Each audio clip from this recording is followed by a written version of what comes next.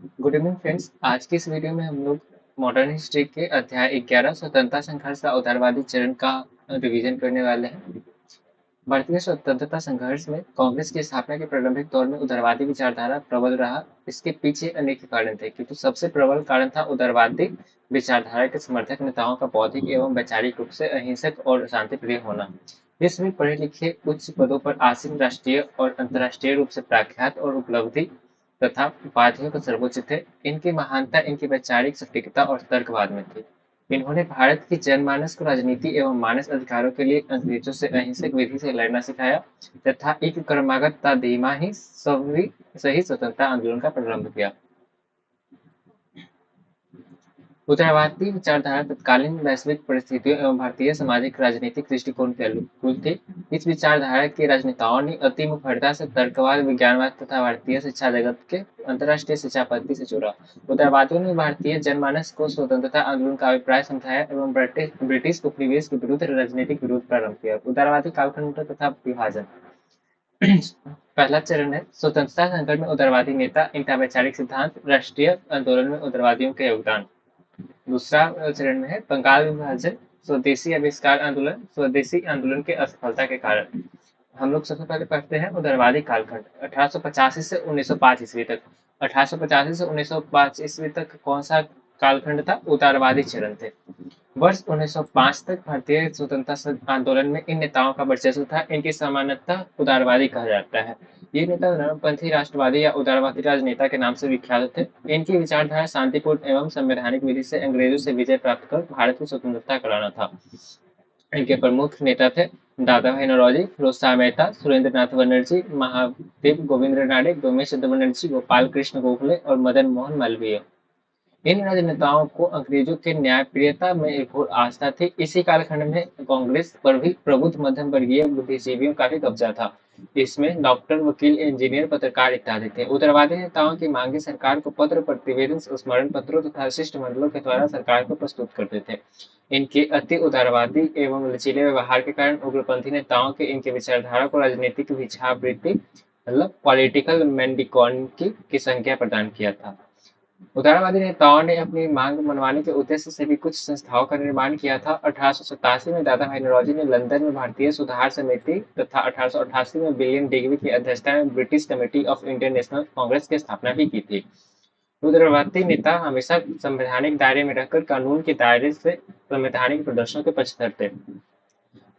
उदारवादियों की राजनीतिक विरोध की नीति की दर थोड़ी धीमी थी, किंतु इसमें क्रमबद्ध राजनीतिक विचार की प्रक्रिया प्रारंभ हुआ था। उदारवादियों के मतानुसार अंग्रेज भारतीय को शिक्षित बनाना चाहते थे तथा वे भारतीयों की वास्तविक समस्याओं से बेखबर थे। उदारवादियों ने मुख्यतः दो नीतियों का अनुसरण किया था। पहला था भारतीयों में राष्ट्र प्रेम जागृत कर राजनीतिक मुद्दे पर उन्हें शिक्षित करना तथा उनमें एकता स्थापित करना।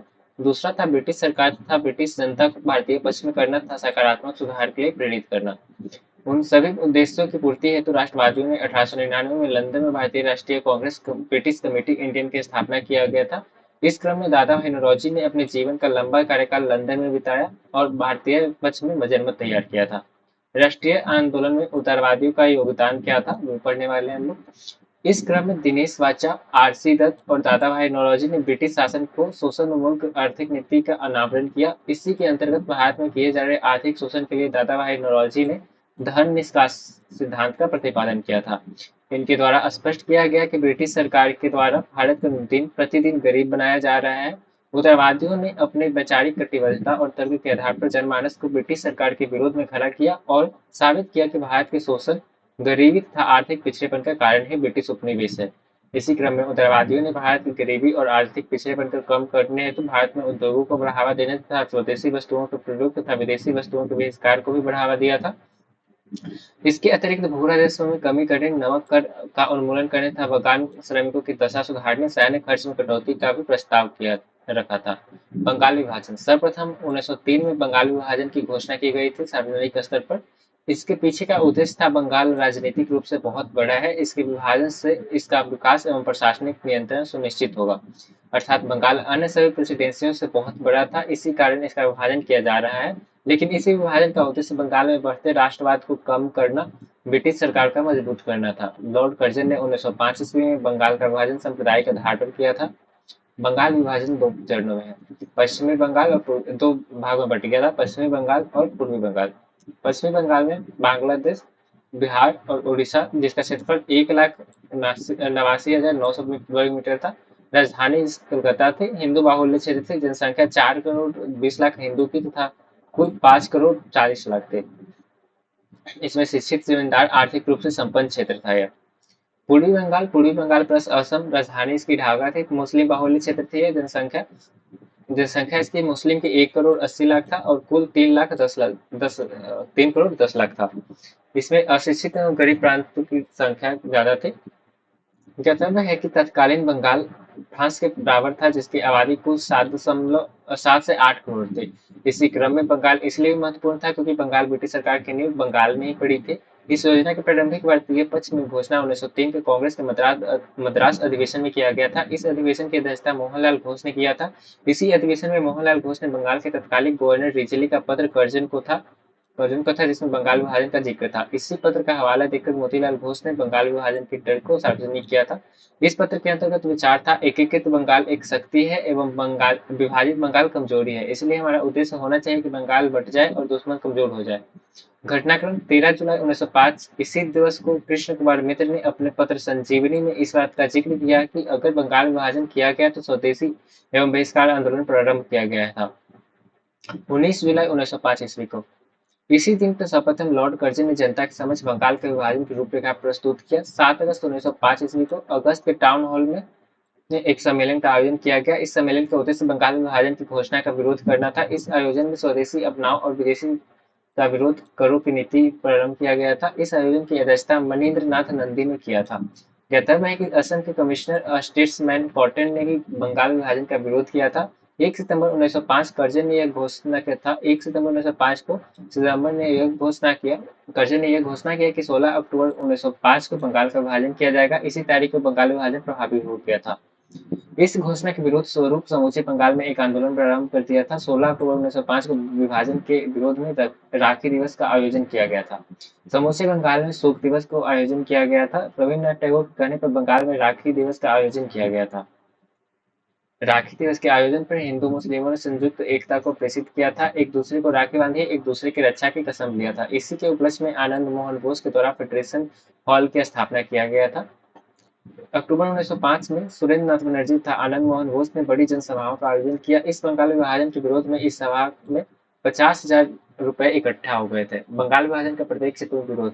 कला क्षेत्र में इस क्रम में रविन्द्रनाथ टैगोर ने भारतीय गौरव गाथा का इतिहास चित्र के रूप में प्रस्तुत किया। 1906 में Indian society of oriental art की स्थापना हुआ। इस 1906 ईस्वी में Indian society of oriental art की स्थापना हुआ था। इस संस्था के प्रथम छात्र नंद लाल घोष थे, जिनको छात्रवृत्ति प्राप्त हुई थी। इस संस्था के एक अन्य छात्र प्रेम बिहारी नारायण रायजादा थे, जिन्होंने भारतीय संविधान का सुलेख तैयार किया था। इसी क्रम में प्रेमचंद राय ने एक स्वदेश कंपनी बंगाल केमिस्ट एवं फार्मास्यूटिकल की स्थापना किया था। साहित्य के क्षेत्र में बंगाल विभाजन के विरोध स्वरूप रविन्द्रनाथ टैगोर ने ओमार स्मार बंगला लिखा था। 1971 में बांग्लादेश जब नया देश बना तब इसके प्रधानमंत्री मुजीबुर रहमान ने इस राष्ट्रगान के रूप में स्वीकार कर लिया था। स्वदेशी आंदोलन प्रथम आंदोलन था जिसमें पहली बार समाज के हर वर्ग की स्त्रियां ने भाग लिया था। सर्वप्रथम हर वर्ग की स्त्रियां ने किस आंदोलन में भाग लिया था? स्वदेशी आंदोलन में। इसी आंदोलन में सर्वप्रथम श्रमिक वर्ग की समस्याओं को राजनीतिक ढांचा प्रदान किया गया था। इसी आंदोलन में सर्वप्रथम आत्मनिर्भरता और आत्मशक्ति का भी नारा दिया गया था।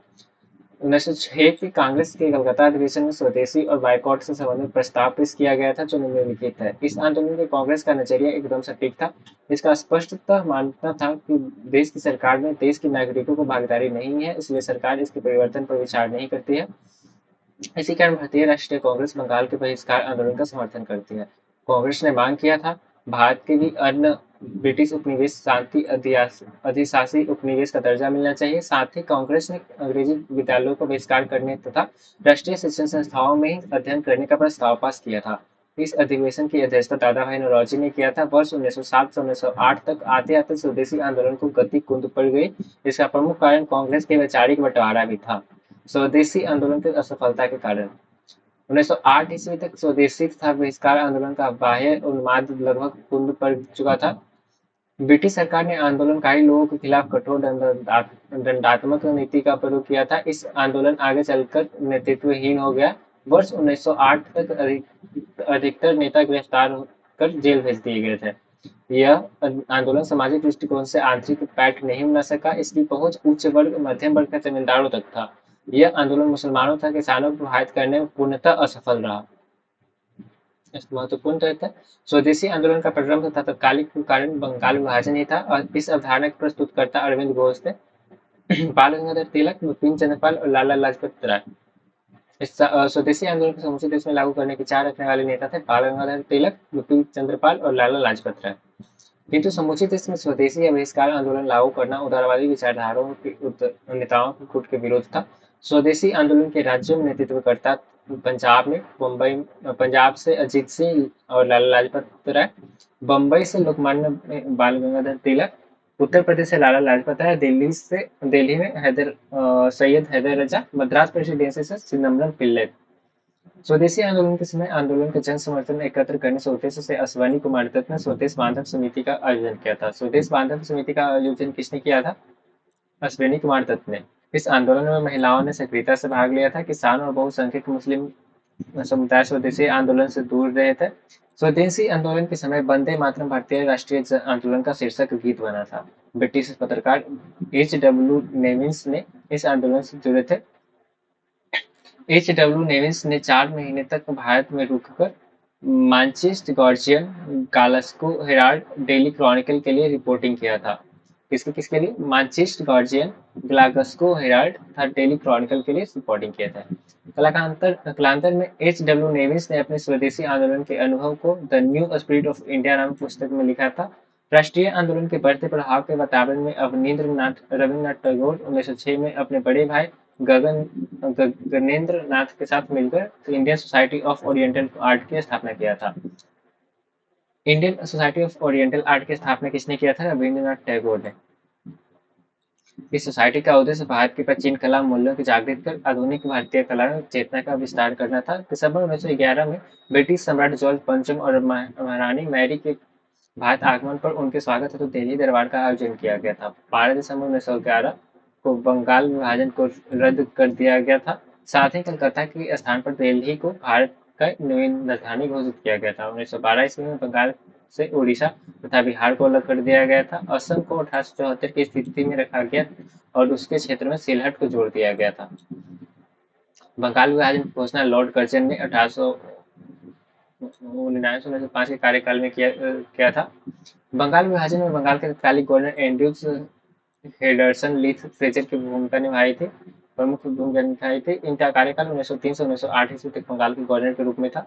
बंगाल विभाजन के संबंध में रविन्द्रनाथ टैगोर ने कहा था, बंगाल विभाजन हमारे ऊपर बम की तरह गिरा है।